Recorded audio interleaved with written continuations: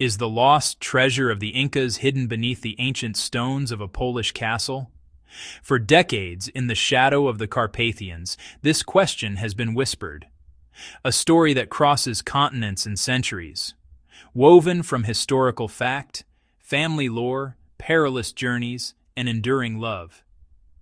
It begins with a noble adventurer and ends in a modern mystery, linking the high Andes of Peru with the quiet waters beneath Niedzica.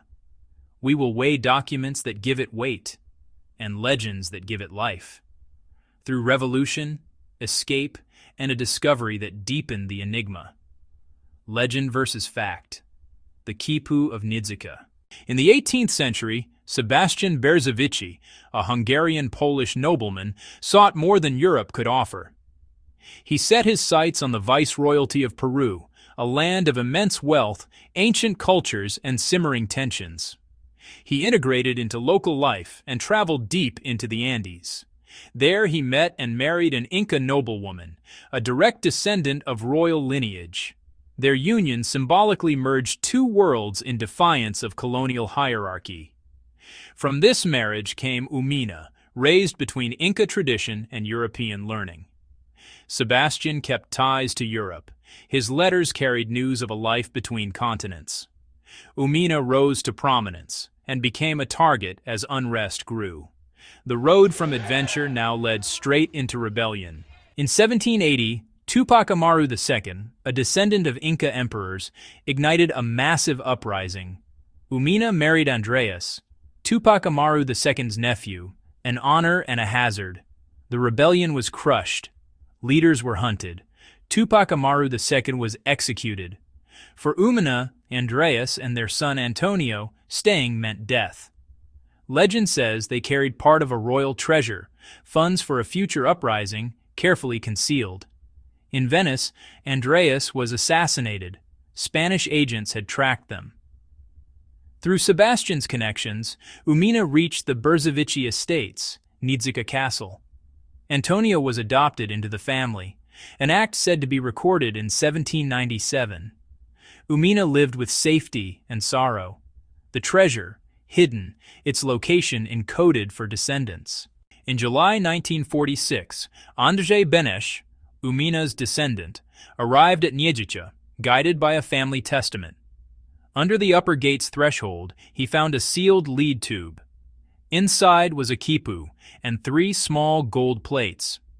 To a quipu kamayuk, each knot, color, and position encodes meaning, numbers, and narrative. Many believed this was a will or map, key to a greater Inca treasure. It was sent to Krakow for analysis, examined, photographed, and studied. Then it vanished. The original quipu and plates were lost without a trace. What promised answers birthed a deeper enigma, fertile ground for conspiracy. Theory 1. The treasure lies within Niedzica, sealed chambers, forgotten cellars, perhaps flooded by Lake Chorsten. Theory 2. Tropsten, castle downriver, linked to the Berzevici. Benes later favored this deeper, remote cache. Explorations occurred, no official treasure reported. Theory 3. Poland held only a fraction. The quipu pointed back to Peru, to a main repository near Lake Titicaca. Legends tell of gold cast into the lake's depths to thwart conquistadors. With the original quipu lost, all remain plausible, pieces of a puzzle without its key. Clues include the Adoption Act, Benes's notes, and Umina's residency. What crossed an ocean could only be a fraction of Inca wealth. Researchers, among them Maciej Bartkow, have combed Polish and Hungarian archives for proof. A key piece is the purported 1797 Adoption Act. Verification remains elusive. Tragedy birthed a legend. Umina stabbed while protecting her son. The White Lady roams the castle. On moonlit nights, she is said to guard its secrets. Benes later became Vice Marshal of Poland's Sejm. He died in a car crash. Some whisper of a curse, others of coincidence. Where is the original Adoption Act? Was Umina truly murdered here? Was Benes silenced, or simply unlucky? At Niedzica's museum, the photographs remain, inviting us to look, to doubt and to believe.